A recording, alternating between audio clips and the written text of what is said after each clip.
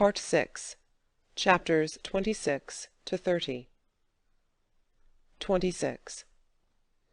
Alcée Arobin wrote Edna an elaborate note of apology, palpitant with sincerity. It embarrassed her, for in a cooler, quieter moment it appeared to her absurd that she should have taken his action so seriously, so dramatically.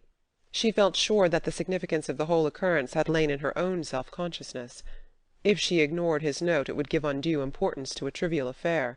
If she replied to it in a serious spirit, it would still leave in his mind the impression that she had in a susceptible moment yielded to his influence.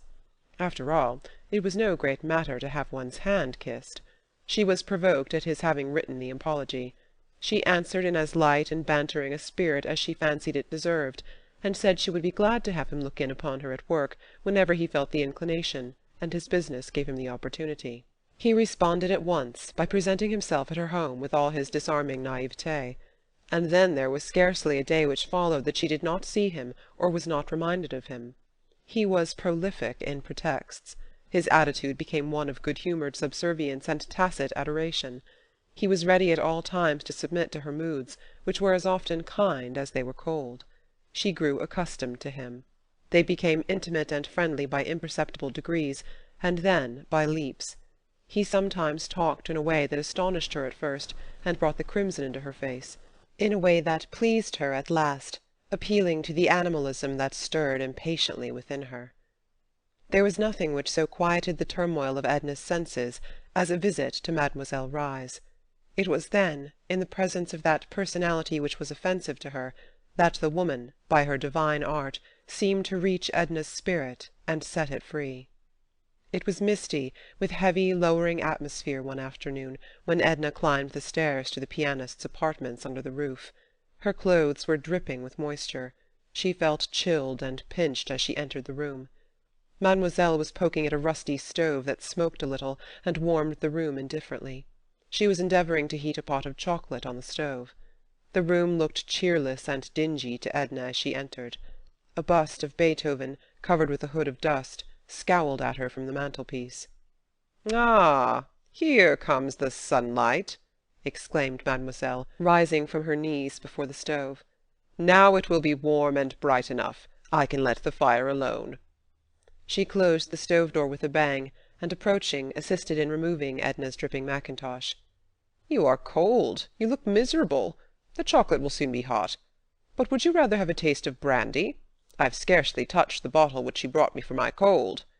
A piece of red flannel was wrapped around Mademoiselle's throat. A stiff neck compelled her to hold her head on one side. "I will take some brandy," said Edna, shivering as she removed her gloves and overshoes. She drank the liquor from the glass as a man would have done. Then, flinging herself upon the uncomfortable sofa, she said, "Mademoiselle, I am going to move away from my house on Esplanade Street." "Ah!" ejaculated the musician, neither surprised nor especially interested. Nothing ever seemed to astonish her very much. She was endeavouring to adjust the bunch of violets which had become loose from its fastening in her hair. Edna drew her down upon the sofa, and taking a pin from her own hair, secured the shabby artificial flowers in their accustomed place. "Aren't you astonished?" "Passably. Where are you going? To New York? To Iberville? To your father's in Mississippi? Where?" "Just 2 steps away," laughed Edna, "in a little 4-room house round the corner. It looks so cosy, so inviting and restful whenever I pass by, and it's for rent. I'm tired looking after that big house. It never seemed like mine, anyway, like home. It's too much trouble.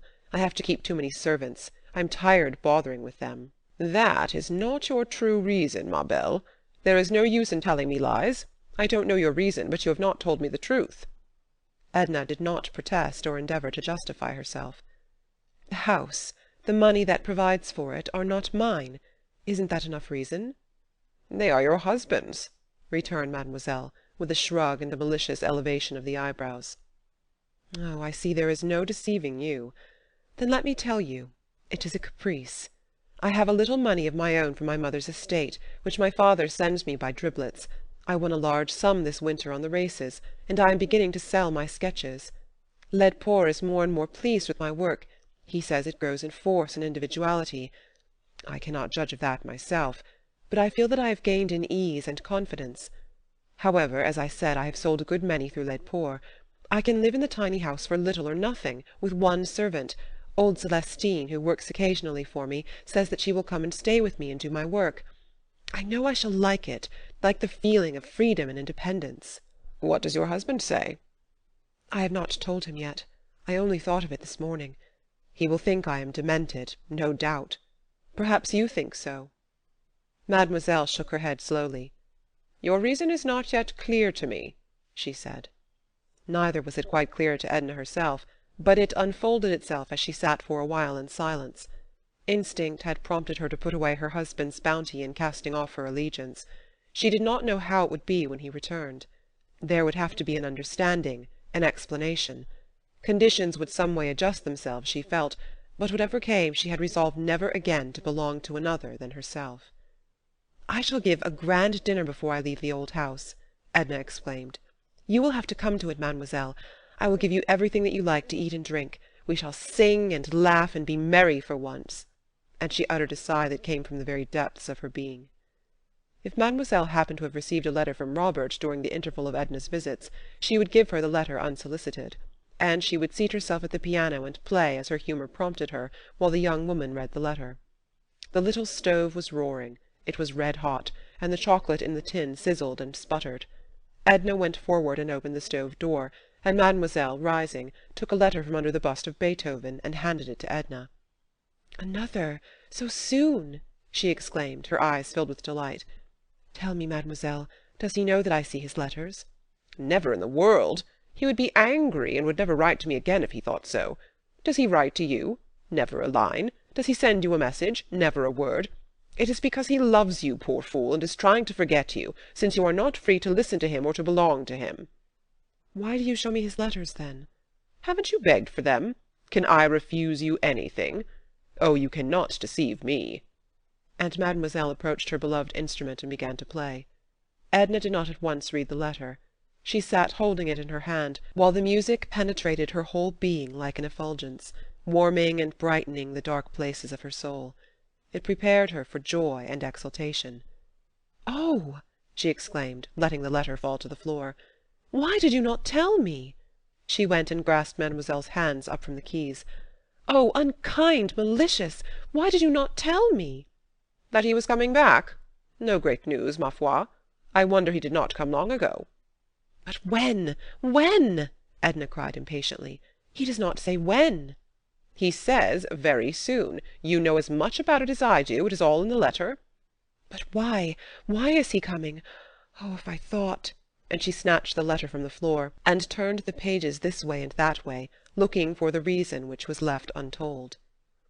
"If I were young, and in love with a man," said mademoiselle, turning on the stool and pressing her wiry hands between her knees as she looked down at Edna, who sat on the floor holding the letter, "it seems to me he would have to be some grand esprit, a man with lofty aims and ability to reach them, one who stood high enough to attract the notice of his fellow-men. It seems to me if I were young and in love, I should never deem a man of ordinary calibre worthy of my devotion." "Now it is you who are telling lies and seeking to deceive me, mademoiselle, or else you have never been in love, and know nothing about it. Why," went on Edna, clasping her knees and looking up into mademoiselle's twisted face, "do you suppose a woman knows why she loves? Does she select? Does she say to herself, 'Go to, here is a distinguished statesman with presidential possibilities, I shall proceed to fall in love with him'? Or, 'I shall set my heart upon this musician, whose fame is on every tongue'? Or, 'this financier, who controls the world's money-markets'? You are purposely misunderstanding me, ma reine. Are you in love with Robert?" "Yes," said Edna. It was the first time she had admitted it, and a glow overspread her face, blotching it with red spots. "Why?" asked her companion. "Why do you love him, when you ought not to?" Edna, with a motion or two, dragged herself on her knees before Mademoiselle Reisz, who took the glowing face between her two hands. "Why? Because his hair is brown and grows away from his temples, because he opens and shuts his eyes, and his nose is a little out of drawing, because he has 2 lips and a square chin, and a little finger which he can't straighten from having played baseball too energetically in his youth, because—" "Because you do, in short," laughed mademoiselle. "What will you do when he comes back?" she asked. Do? Nothing, except feel glad and happy to be alive." She was already glad and happy to be alive at the mere thought of his return. The murky, lowering sky, which had depressed her a few hours before, seemed bracing and invigorating as she splashed through the streets on her way home. She stopped at a confectioner's and ordered a huge box of bonbons for the children in Iberville. She slipped a card in the box, on which she scribbled a tender message, and sent an abundance of kisses. Before dinner in the evening Edna wrote a charming letter to her husband, telling him of her intention to move for a while into the little house around the block, and to give a farewell dinner before leaving, regretting that he was not there to share it, to help out with the menu, and assist her in entertaining the guests. Her letter was brilliant, and brimming with cheerfulness. 27. "What is the matter with you?" asked Arobin that evening. "I never found you in such a happy mood." Edna was tired by that time, and was reclining on the lounge before the fire. "Don't you know the weather prophet has told us we shall see the sun pretty soon?" "Well, that ought to be reason enough," he acquiesced. "You wouldn't give me another if I sat here all night imploring you." He sat close to her on a low tabouret, and as he spoke his fingers lightly touched the hair that fell a little over her forehead. She liked the touch of his fingers through her hair, and closed her eyes sensitively.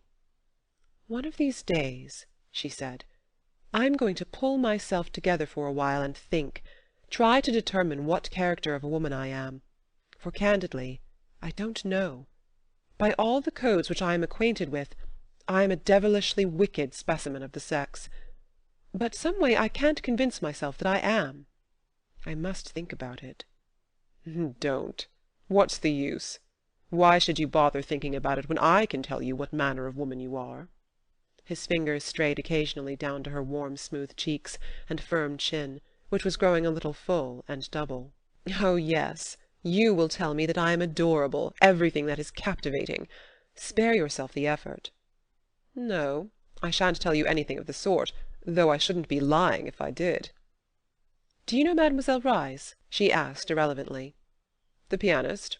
I know her by sight. I've heard her play." "She says queer things sometimes in a bantering way that you don't notice at the time, and you find yourself thinking about afterward." "For instance?" "Well, for instance, when I left her to-day, she put her arms around me and felt my shoulder-blades, to see if my wings were strong, she said. The bird that would soar above the level plain of tradition and prejudice must have strong wings. It is a sad spectacle to see the weaklings, bruised, exhausted, fluttering back to earth." "Whither would you soar?"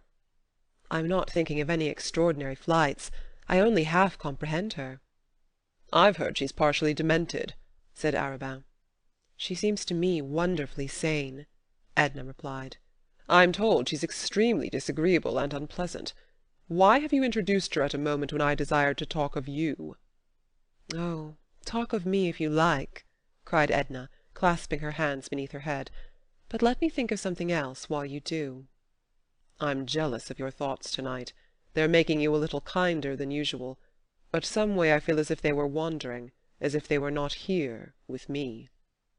She only looked at him and smiled. His eyes were very near. He leaned upon the lounge with an arm extended across her, while the other hand still rested upon her hair. They continued to look silently into each other's eyes.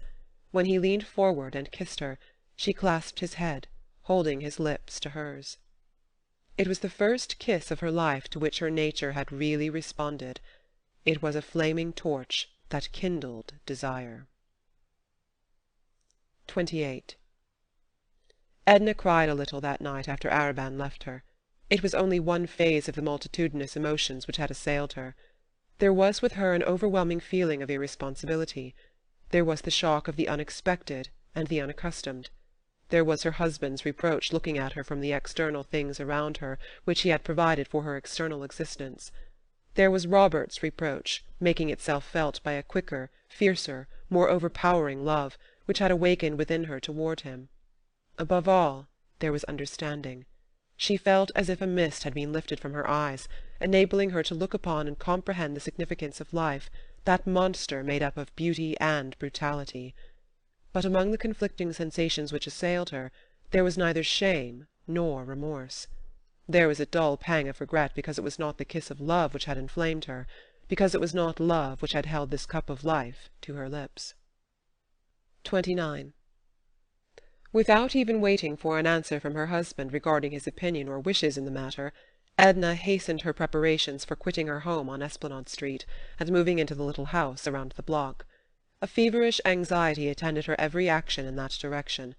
There was no moment of deliberation, no interval of repose between the thought and its fulfilment. Early upon the morning following those hours passed in Arobin's society, Edna set about securing her new abode, and hurrying her arrangements for occupying it. Within the precincts of her home she felt like one who has entered and lingered within the portals of some forbidden temple, in which 1,000 muffled voices bade her be gone. Whatever was her own in the house, everything which she had acquired aside from her husband's bounty, she caused to be transported to the other house, supplying simple and meagre deficiencies from her own resources. Arobin found her with rolled sleeves, working in company with the housemaid when he looked in during the afternoon. She was splendid and robust, and had never appeared handsomer than in the old blue gown, with a red silk handkerchief knotted at random around her head to protect her hair from the dust. She was mounted upon a high step-ladder, unhooking a picture from the wall when he entered. He had found the front door open, and had followed his ring by walking in unceremoniously. "Come down," he said. "Do you want to kill yourself?" She greeted him with affected carelessness, and appeared absorbed in her occupation. If he had expected to find her languishing, reproachful, or indulging in sentimental tears, he must have been greatly surprised. He was no doubt prepared for any emergency, ready for any one of the foregoing attitudes, just as he bent himself easily and naturally to the situation which confronted him. "Please come down," he insisted, holding the ladder and looking up at her. "No," she answered. "Ellen is afraid to mount the ladder. Joe is working over at the pigeon house. That's the name Ellen gives it, because it's so small and looks like a pigeon house, and some one has to do this."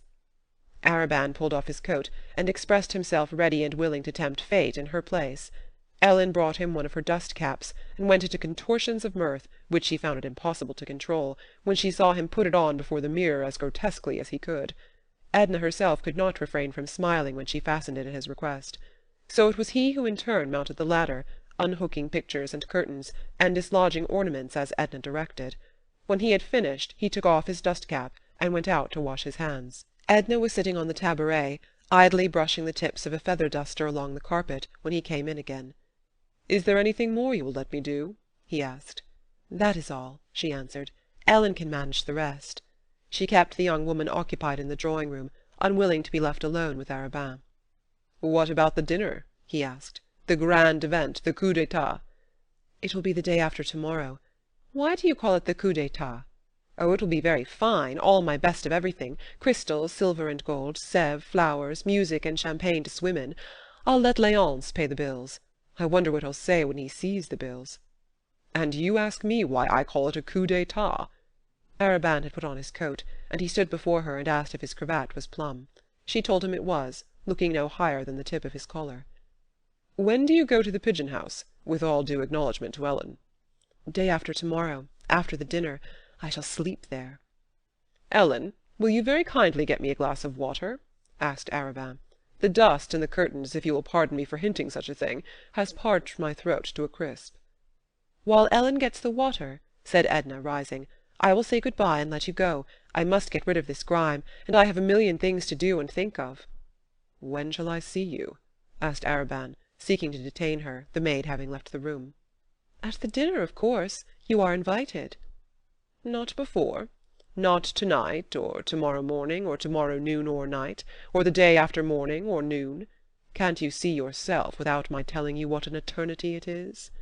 He had followed her into the hall, and to the foot of the stairway, looking up at her as she mounted with her face half turned to him. "Not an instant sooner," she said. But she laughed and looked at him with eyes that at once gave him courage to wait, and made it torture to wait. 30. Though Edna had spoken of the dinner as a very grand affair, it was in truth a very small affair, and very select, insomuch as the guests invited were few and were selected with discrimination.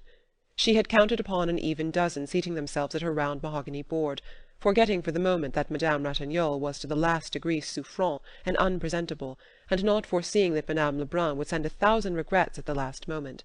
So there were only 10 after all, which made a cosy, comfortable number. There were Mr. and Mrs. Merriman, a pretty, vivacious little woman in the 30s, Her husband, a jovial fellow, something of a shallow pate, who laughed a good deal at other people's witticisms, and had thereby made himself extremely popular. Mrs. Highcamp had accompanied them. Of course there was Alcée Arobin, and Mademoiselle Reisz had consented to come. Edna had sent her a fresh bunch of violets with black lace trimmings for her hair. Monsieur Ratignolle brought himself and his wife's excuses. Victor Lebrun, who happened to be in the city, bent upon relaxation, had accepted with alacrity. There was a Miss Mayblunt, no longer in her teens, who looked at the world through lorgnette, and with the keenest interest. It was thought and said that she was intellectual. It was suspected of her that she wrote under a nom de guerre.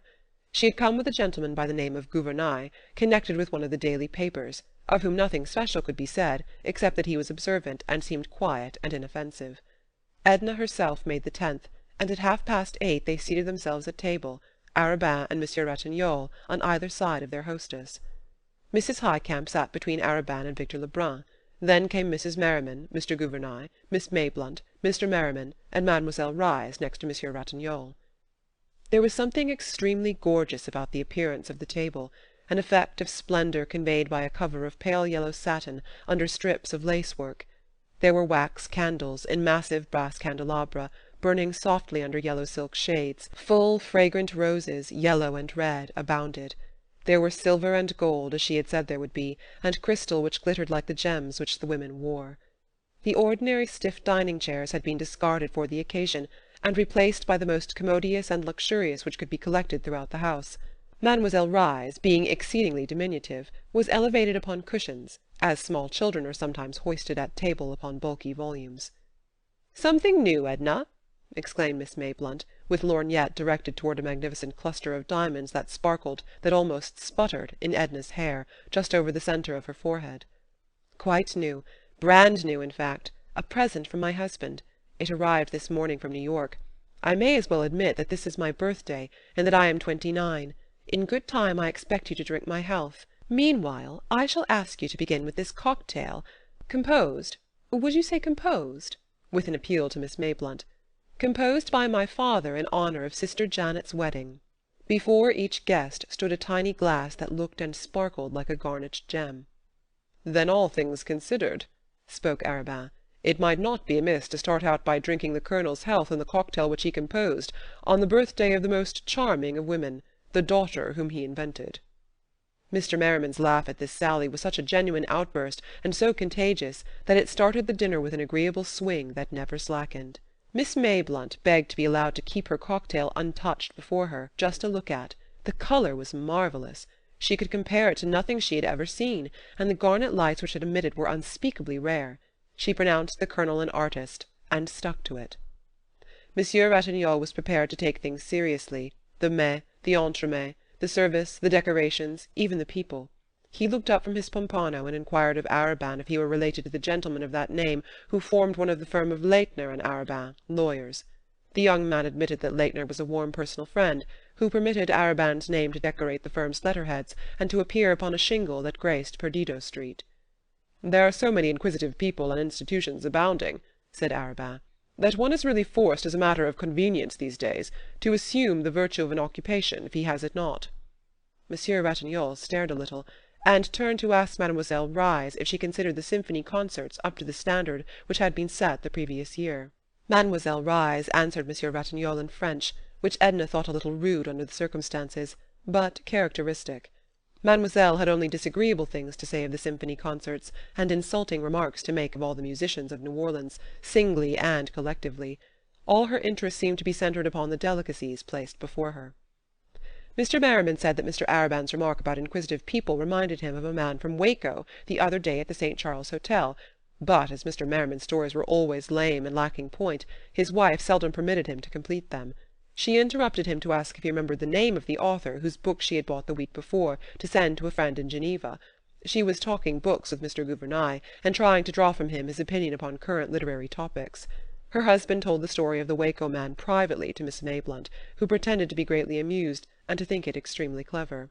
Mrs. Highcamp hung with languid but unaffected interest upon the warm and impetuous volubility of her left-hand neighbour, Victor Lebrun. Her attention was never for a moment withdrawn from him after seating herself at table, and when he turned to Mrs. Merriman, who was prettier and more vivacious than Mrs. Highcamp, She waited with easy indifference for an opportunity to reclaim his attention. There was the occasional sound of music, of mandolins, sufficiently removed to be an agreeable accompaniment rather than an interruption to the conversation. Outside, the soft, monotonous splash of a fountain could be heard. The sound penetrated into the room with the heavy odor of jessamine that came through the open windows. The golden shimmer of Edna's satin gown spread in rich folds on either side of her. There was a soft fall of lace encircling her shoulders.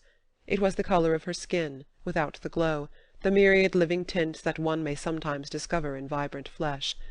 There was something in her attitude, in her whole appearance when she leaned her head against the high-backed chair and spread her arms, which suggested the regal woman, the one who rules, who looks on, who stands alone. But as she sat there amid her guests, she felt the old ennui overtaking her, the hopelessness which so often assailed her, which came upon her like an obsession, like something extraneous, independent of volition. It was something which announced itself, a chill breath that seemed to issue from some vast cavern wherein discords waited. There came over her the acute longing which always summoned into her spiritual vision the presence of the beloved one, overpowering her at once with a sense of the unattainable.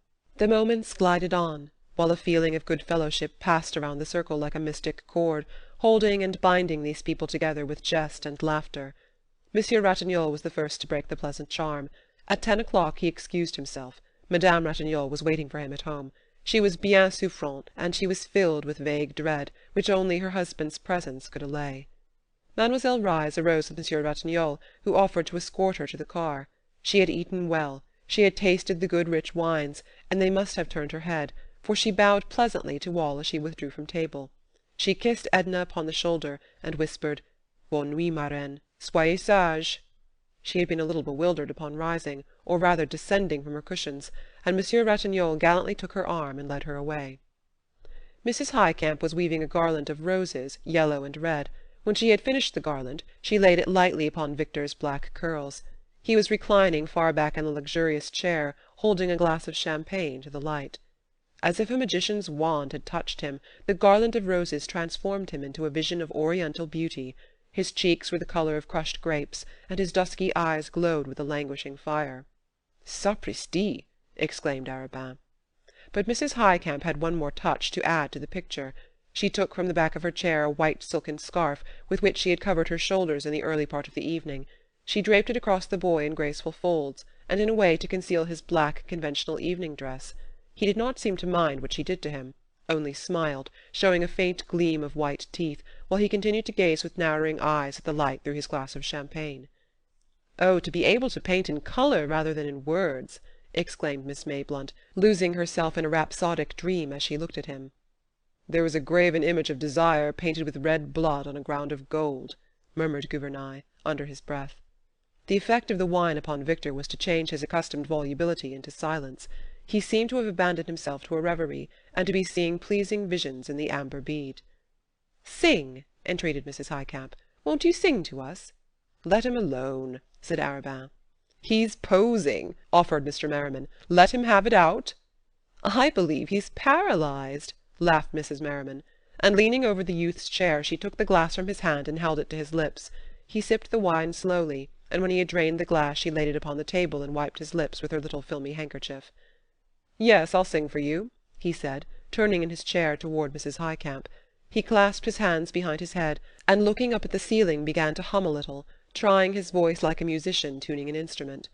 Then, looking at Edna, he began to sing. "Ah, si tu savais." "Stop!" she cried. "Don't sing that! I don't want you to sing it!" And she laid her glass so impetuously and blindly upon the table as to shatter it against a carafe. The wine spilled over Arobin's legs, and some of it trickled down upon Mrs. Highcamp's black gauze gown. Victor had lost all idea of courtesy, or else he thought his hostess was not in earnest, for he laughed and went on. "Ah, si tu savais ce que tes yeux me disent." "Oh, you mustn't, you mustn't!" exclaimed Edna, and pushing back her chair she got up, and going behind him placed her hand over his mouth. He kissed the soft palm that pressed upon his lips. "No, no, I won't, Mrs. Pontellier. I didn't know you meant it," looking up at her with caressing eyes. The touch of his lips was like a pleasing sting to her hand. She lifted the garland of roses from his head and flung it across the room. "Come, Victor, you've posed long enough. Give Mrs. Highcamp her scarf." Mrs. Highcamp undraped the scarf from about him with her own hands. Miss Mayblunt and Mr. Gouvernail suddenly conceived the notion that it was time to say good night, and Mr. and Mrs. Merriman wondered how it could be so late. Before parting from Victor, Mrs. Highcamp invited him to call upon her daughter, who she knew would be charmed to meet him and talk French and sing French songs with him. Victor expressed his desire and intention to call upon Miss Highcamp at the first opportunity which presented itself. He asked if Arobin were going his way. Arobin was not. The mandolin-players had long since stolen away. A profound stillness had fallen upon the broad, beautiful street. The voices of Edna's disbanding guests jarred like a discordant note upon the quiet harmony of the night.